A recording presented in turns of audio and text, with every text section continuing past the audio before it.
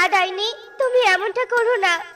দয়া করে তুমি টোনার কোনো ক্ষতি করো না।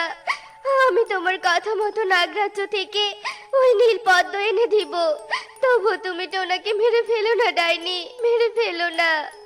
আচ্ছা ঠিক আছে, তুই যখন রাজি হয়েছিস তখন তোর টোনার আর কোনো ক্ষতি আমি করব না। তবে আজকের মধ্যে আমার ওই নীল পদ্ম চাই চাই। ডাইনি, তা না হয় বুঝলাম, কিন্তু আমি নাগরাজ্যে প্রবেশ করব কি করে? সেই ব্যবস্থা আমি করে দিব, ও নিয়ে তোকে চিন্তা করতে হবে না। এই কথা বলে ডাইনি টুনিকে নিয়ে নাগরাজ্যের বাইরে আসে।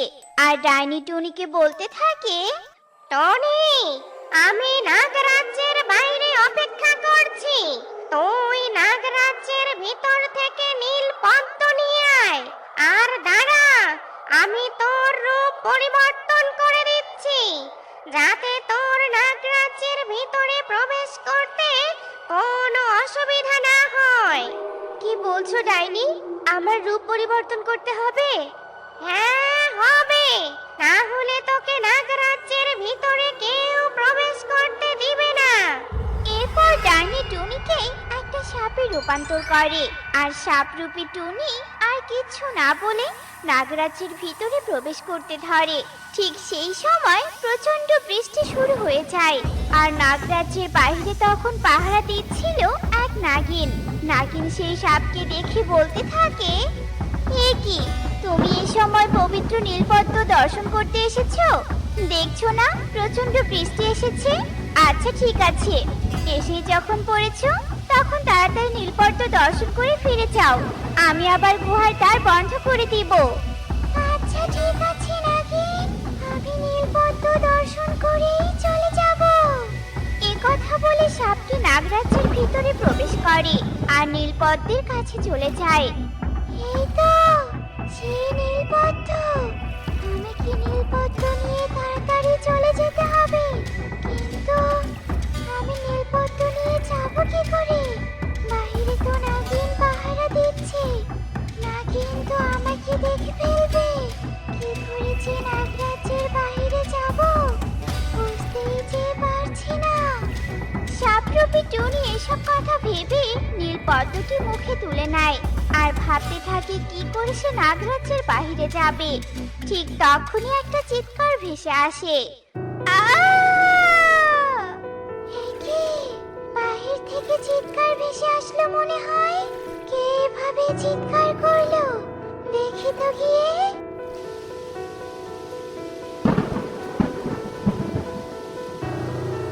আরে, নাগিনের শরীরে তো গাছের ডাল পড়েছে।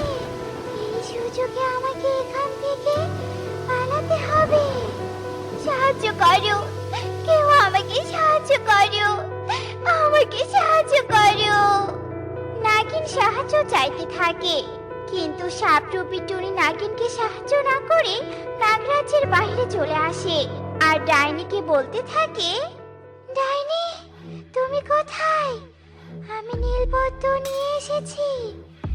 এখন তুমি আমাকে আগের রূপে ফিরিয়ে দাও। তুই নীলপদ্ম নিয়ে এসেছিস? দাঁড়া, আমি তোকে তোর আগের রূপ ফিরিয়ে দিচ্ছি। এরপর ডাইনি টুনিকে তার আগের রূপ ফিরিয়ে দেয় আর দূর থেকে নাগিন সাপটা দেখে ফেলে। তার মানে ওটা কোনো সাপ ছিল না, ও টুনি পাখি ছিল। আর আমি তা বুঝতেই পারিনি। ওই দুষ্টু টুনি পাখি আমাকে সাহায্য না করে আমার রাজ্যের পবিত্র নীল পদ্ম নিয়ে চলে গেল। আর আমি কিছুই করতে পারলাম না। আমি ওই দুষ্টু পাখিকে অভিশাপ দিচ্ছি, ওর গর্ভ থেকে দুটি সাপছানার জন্ম হবে। অন্যদিকে টুনি ও ডাইনি নীল পদ্ম নিয়ে সেখান থেকে চলে যায় আর ডাইনি ও টোনাকে মুক্ত করে দেয়। আমি টোনাকে মুক্ত করে দিলাম, কারণ তুই আমাকে নীল পদ্ম এনে দিয়েছিস। এখন আমি অনেক খুশি, কারণ আমার শক্তি এখন দ্বিগুণ হয়ে যাবে। ডাইনি, আমি টোনাকে নিয়ে যাচ্ছি। এরপর থেকে তুমি আর আমাদের কোনো ক্ষতি করার চেষ্টা করো না। এমনিতেই আমি অনেক বড় একটা অন্যায় করে ফেলেছি। আর কোনো অন্যায় আমি করতে চাই না। এই কথা বলে টুনি টোনাকে নিয়ে সেখান থেকে চলে যায়। আর এভাবে বেশ কিছুদিন কেটে যায়। আর টুনি দুটো ডিম দেয়। আর সেই ডিম থেকে জন্ম নেয় দুটি সাপের ছানা। তা দেখে টুনি বলতে থাকে, হে কি টোনা, ডিম থেকে সাপের ছানা জন্ম নিল কি করে? আমি যে কিছুই বুঝতে পারছি না। টুনি, আমিও যে কিছুই বুঝতে পারছি না।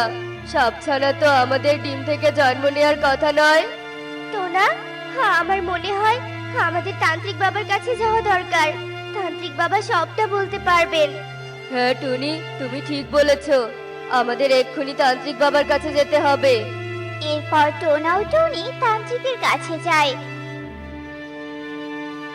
আর তান্ত্রিককে সব কথা খুলে বলে। সব শুনে তান্ত্রিক বলতে থাকে, মা টুনি, তোর ভুলের কারণেই তোর গর্ভ থেকে সাপের ছানার জন্ম হয়েছে। আমার ভুলের কারণে? হ্যাঁ, তোর ভুলের কারণে। কারণ তুই নাগিনের রাজ্য থেকে পবিত্র নীল পদ্ম চুরি করে নিয়ে এসেছিলি। আর সেই কারণে নাগিন তোকে অভিশাপ দিয়েছে, যার ফলে তোর গর্ভ থেকে সাপের ছানার জন্ম হয়েছে। কিন্তু তান্ত্রিক বাবা, আমি তো যা করেছি আমার স্বামী টোনাকে বাঁচানোর জন্য করেছি। আমি সবটা জানি রে মা, তোকে কিচ্ছু বলতে হবে না। কিন্তু তান্ত্রিক বাবা, এখন এই অভিশাপ থেকে মুক্ত হওয়ার কোনো উপায় কি আপনার জানা আছে? মারে, এই অভিশাপ থেকে মুক্ত হওয়ার কোনো উপায় আমার জানা নেই। তবে ওই নাগিন যদি তোকে ক্ষমা করে দেয়, তবেই তুই অভিশাপ থেকে মুক্ত হতে পারবি। তবে আমি তাই করব তান্ত্রিক বাবা। আমি ওই নাগিনের কাছে গিয়ে ক্ষমা চাইবো। এরপর টুনি নাগিনের কাছে যায়। আর নাগিন টুনিকে দেখে বলতে থাকে, এ কি টুনি পাখি, তুই তুই এখানে কেন এসেছিস? চলে যা বলছি, এখান থেকে চলে যা। তোর মতো বিশ্বাসঘাতক পাখির মুখ আমি দেখতে চাই না। নাগিন, তুমি আমাকে এভাবে বলো না। তুমি আমাকে ক্ষমা করে দাও। আমি অনেক বড় পাপ করেছি সেদিন তোমার রাজ্য থেকে নীলপদ্ম চুরি করে নিয়ে গিয়ে। কিন্তু বিশ্বাস করো, এটা ছাড়া আমার আর কোনো উপায় ছিল না। আমার স্বামীকে ডাইনি মেরে ফেলতে চেয়েছিল, তাই তো আমি এত বড় একটা অন্যায় কাজ করেছি। তুমি আমাকে ক্ষমা করে দাও, আমাকে ক্ষমা করে দাও। না না, আমি তোকে ক্ষমা করতে পারবো না। কারণ তুই আমাকে মৃত্যুর মুখে ফেলে রেখে চলে গিয়েছিলি। আর একটু হলে আমি মরে যেতাম, তবুও তুই আমাকে সাহায্য করিসনি। আমার ভুল হয়ে গেছে নাগিন, তুমি আমাকে ক্ষমা করে দাও। আমি আর এমন কাজ কখনো করব না। দয়া করে আমাকে ক্ষমা করো। আর আমার সন্তানের উপর থেকে তোমার দেয়া অভিশাপ তুলে নাও, তুলে নাও। আচ্ছা বেশ, তুই যখন এত করে ক্ষমা চাইছিস, তখন আমি তোকে ক্ষমা করে দিলাম।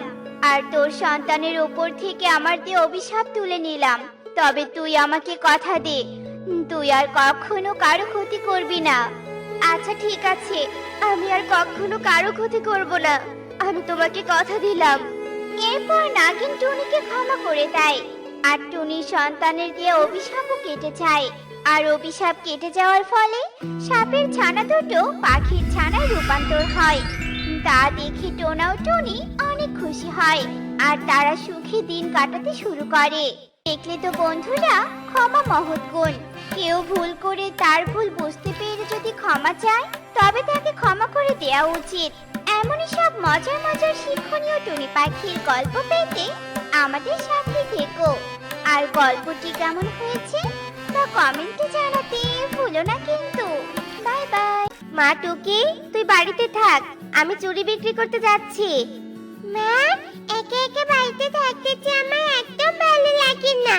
আজ আমিও তোমার সাথে চুড়ি বিক্রি করতে যাব। আচ্ছা ঠিক আছে মা, চল। এরপর টুনি টুকিকে নিয়ে চুড়ি বিক্রি করতে চলে যায়। চুড়ি নিবে গো, চুড়ি। দিদিরা মাসিরা, চুড়ি নিতে চাইলে তাড়াতাড়ি এসো, আমার কাছে চলে এসো। চুড়ি নিবে, চুড়ি। টুনি দাঁড়া, আমি তোর কাছে চুড়ি নিব। সুখী দিদি, দেখো কোন চুড়ি তোমার পছন্দ হয়। আমাকে এক ডজন লাল চুড়ি দে তো, আমার হাতে লাল চুড়ি বেশি ভালো লাগে। এই নাও সুখী দিদি তোমার লাল চুড়ি, আর আমাকে 20 টাকা দাও। এরপর সুখী টাকা দিয়ে সেখান থেকে চলে যায়, আর টুনি টুকি বনের উত্তর দিকে চুড়ি বিক্রি করতে চলে যায়। কাকুলি দিদি দেখো, আজ টুনির কাছ থেকে কত সুন্দর চুড়ি কিনে নিয়েছি। চুড়িগুলো পরলে আমাকে খুব সুন্দর দেখাবে, তাই না বলো? হ্যাঁ, তা তো দেখাবে, কিন্তু আমার থেকে বেশি সুন্দর দেখাবে না। টুনি চুড়ি নিয়ে কোন দিকে গেছে রে? আমি টুনির কাছ থেকে 2 ডজন চুড়ি নিব। বনের উত্তর দিকে গেছে। আমি তাহলে ওদিকেই যাই। এরপর কাকুলি টুনির খোঁজে বাড়ি থেকে বেরিয়ে পড়ে, আর খুঁজতে খুঁজতে কাকুলি টুনির দেখা পেয়ে যায়। টুনি, তুই এখানে? আমি আরো কখন থেকে তোকে খুঁজছিলাম। তাড়াতাড়ি আমাকে 2 ডজন লাল চুড়ি দে তো, পাশের বনে বেড়াতে যাব। ও তাই নাকি? আচ্ছা ঠিক আছে, এক্ষুনি দিচ্ছি। এই নাও তোমার 2 ডজন লাল চুড়ি, এবার 40 টাকা দাও। আমি এখন বেড়াতে যাচ্ছি, তোকে কোনো টাকা দিতে পারবো না। পাশের বন থেকে এসে তারপর তোকে টাকা দিব। আচ্ছা ঠিক আছে কাকুলি দিদি, তাড়াতাড়ি টাকাটা দিও, কারণ এই চুড়িগুলো বিক্রি করেই আমি সংসার চালাই। তোকে টাকা দিতে আমার বইয়েই গেছে, তোকে টাকা দিব না বলে তো বেড়াতে যাওয়ার মিথ্যে কথা বলেছি। আচ্ছা ঠিক আছে, তাড়াতাড়ি দিব। এসব বলে কাকুলি বাড়ির দিকে আসতে থাকে, আর তখনই সে দেখতে পায় পথে একটা মরা হাঁস পড়ে আছে। এই মরা হাঁসটা বাড়িতে নিয়ে যাই, চালাকি করে টুনির কাছ থেকে আরো চুরি নিব। এরপর কাকুলি মরা হাঁসটা নিয়ে বাড়িতে চলে যায়, আর এভাবেই সারা দিন কেটে বিকেল হয়ে যায়। আর বিকেল হতেই টুনিও টুকি চুরি বিক্রি করে বাড়িতে ফিরে আসে। ওই তো টুনি বাড়িতে ফিরেছি, এবার সুখীকে নিয়ে টুনির বাড়িতে যাই। সুখী, সুখী, বাড়িতে আছিস? কি হয়েছে কাকুলি দিদি? তুই তো আমার প্রতিবেশী, তাই তোকে একটা বিচার দিতে এলাম। চুরিওয়ালি টুনির কাছ থেকে 1 ডজন চুরি কিনে নিয়েছিলাম, আর বলেছি পাশের বন থেকে এসে টাকা দিব, কিন্তু টুনি সেটা না শুনে আমার বাড়ি থেকে একটা হাঁস চুরি করে নিয়ে গেছে।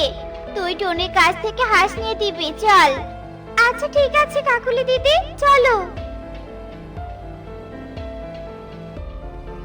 টুনি, তোকে অনেক ভালো মনে করেছিলাম, এখন দেখছি তুই অনেক খারাপ। কাকুলি দিদি টাকা দিতে চেয়েছে, তারপরেও হাঁসটা চুরি করে এনেছিস কেন? মানে কি বলছো তুমি সুখী দিদি? আমি আবার কখন কাকুলি দিদির হাঁস চুরি করতে গেলাম? সত্যি বলছি, আমি কোনো হাঁস চুরি করিনি। কথায় বলে না, চোরের মায়ের বড় গলা। সুখী চল, আমরা টুনির বাড়ির পাশে খুঁজে দেখি, আমার মনে হয় কোথাও লুকিয়ে রেখেছে। এই তো, এই তো আমার হাঁস। এই কি সর্বনাশ করেছে, হাঁসটা যে মরে গেছে। এখন আমি কালুকে কি জবাব দিব?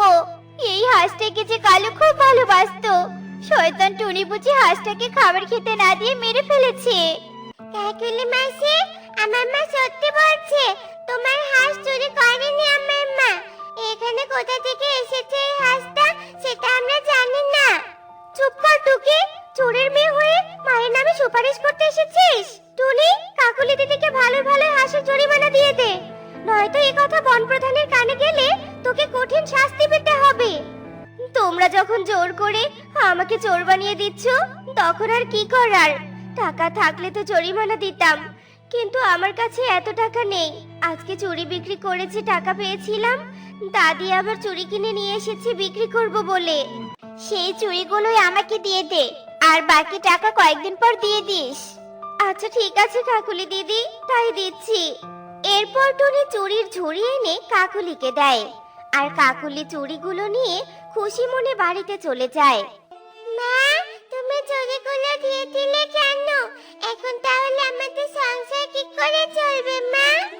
তাছাড়া যে আর কোনো উপায় নেই রে মা। বন প্রধানকে বিচার দিলে ঘরবাড়িও হারাতে হতো, এখন বনে কোনো ধনী পাখির বাড়িতে কাজ নিতে হবে।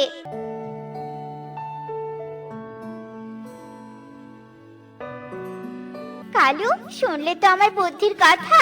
মরা হাঁস টুনির বাড়িতে রেখে এসে কতগুলো জরিমানা নিলাম, 1 ঝুড়ি চুরি, আবার কদিন পরে কিছু টাকাও পেয়ে যাব। আমার মতো চালাক বউ পেয়ে নিজেকে ভাগ্যবান মনে করো কালু। হ্যাঁ কাকুলি, আমি তো অনেক ভাগ্যবান।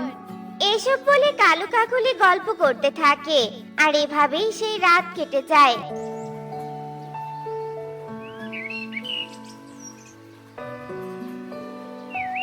দিন সকাল হতেই টুনি কাজের খোঁজে বেরিয়ে পড়ে। দাদা, দাদা, বাড়িতে আছো? আরে টুনি যে, কি হয়েছে তোর? হঠাৎ আমার বাড়িতে যে? গরিব পাখিরা আর ধনী পাখির বাড়িতে সাহায্য চাওয়া ছাড়া কেন আসবে বলো? আমার একটা কাজের খুব দরকার। তুমি কি তোমার বাড়িতে আমাকে একটা কাজ দিতে পারবে? অবশ্যই কাজ দিব টুনি, কিন্তু তুই তো চুরি বিক্রি করতি, হঠাৎ চুরি বিক্রি করা বন্ধ করে দিলি কেন? এরপর টুনি পেঁচাকে সব কথা খুলে বলে। কি বলছিস টুনি? শয়তান কাকলি হয়তো আমার মরা হাঁসটা দিয়ে তোর কাছে জরিমানা নিয়েছে। তোমার মরা হাঁস মানে? আমি বাজার থেকে শখ করে কয়েকটা হাঁস কিনে এনেছিলাম পালন করব বলে, কিন্তু হঠাৎ একটা হাঁস অসুস্থ হয়ে মারা যায়, আর সেই হাঁসটা বাইরে ফেলে দিয়েছিলাম। ওই কাকুলি হয়তো সুযোগ বুঝে হাঁসটা বাড়িতে নিয়ে গেছে। তাছাড়া এত দামের হাঁস কাকুলি কিনতে পারবে? তাই হতে পারে। ওই শয়তান কাকুলিকে তো উচিত শিক্ষা দিতে হবে। তুই আগে হাঁসটা আমার কাছে নিয়ে আয় তো, তারপর বন প্রধানকে কাকুলির নামে বিচার দিব। আচ্ছা ঠিক আছে পেঁচা দাদা। মা টুকি, তুই এখানে থাক, আমি বাড়ি থেকে এক্ষুনি আসছি। আরে, এটাই তো আমার হাঁস। এখন তো বিষয়টা পরিষ্কার হলো, চল বন প্রধানের কাছে যাই। এরপর টুনি ও পেঁচা বন প্রধানের বাড়িতে চলে যায়, আর বন প্রধানকে পেঁচা সব কথা খুলে বলে। ওই কাকুলির এত বড় সাহস, আমার বনে থেকে গরিব অসহায় পাখির সাথে অন্যায় করে। তোমরা আমাকে ওই কালুর বাড়িতে নিয়ে চলো, আমি ওদের উচিত শিক্ষা দিব। আজকে পরবো হলুদ রঙের চুড়ি, একদিন একদিন করে সব রঙের চুড়ি পরে ঘুরে বেড়াবো। হ্যাঁ, তোকে ভালো করে চুরি পরাতে এলাম। অন্যের সাথে মিথ্যে অভিনয় করে জরিমানা নিতে বুঝি খুব ভালো লাগে? ইয়ে মানে বন প্রধান, আপনি আমার বাড়িতে কেন এসেছেন? সেটা তো তুই ভালো করেই জানিস। আমার মরা হাঁস দিয়ে অভিনয় করে টুনির কাছ থেকে জরিমানা নিয়েছিস, সেটা ভুলে গেছিস নাকি? ওদের এত কথা না বলে আমার বাড়িতে নিয়ে গিয়ে কারাগারে 2 মাস বন্দি করে রাখলেই উচিত শিক্ষা হবে। এই কালু কাকুলি, চল আমার সাথে। আর টুনি, তুমিও আমার সাথে আমার বাড়িতে চলো, আমি তোমাকে বড় একটা চুরির দোকান দিয়ে দিব। কিন্তু বন প্রধান, আমি তো কোনো অন্যায় করিনি, তাহলে আমি কেন যাব?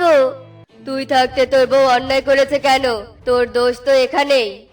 এসব বলে ঈগল কালু আর কাকুলিকে নিয়ে তার বাড়িতে চলে যায়, আর তাদের কারাগারে বন্দি করে রাখে, এবং ঈগল টুনিকে বড় একটা চুরির দোকান দিয়ে দেয়। কাকুলি, আজ বলছি, তোমাকে বিয়ে করে আমি বড় হতভাগা হয়েছি। তোমার জন্যই আজ কারাগারে বন্দি হয়ে থাকতে হচ্ছে। কালু, আমাকে ক্ষমা করে দাও, আমি কখনো আর এমন অন্যায় কাজ করব না। দেখলে তো বন্ধুরা, চালাকি যদি নীতির বাইরে যায় তা শেষ পর্যন্ত নিজেরই বিপদ ডেকে আনে। এমনই সব মজার মজার শিক্ষণীয় টুনি পাখির গল্প পেতে আমাদের পাশে থেকো। আর গল্পটি কেমন হয়েছে তা কমেন্টে জানাতে ভুলো না কিন্তু। Bye bye.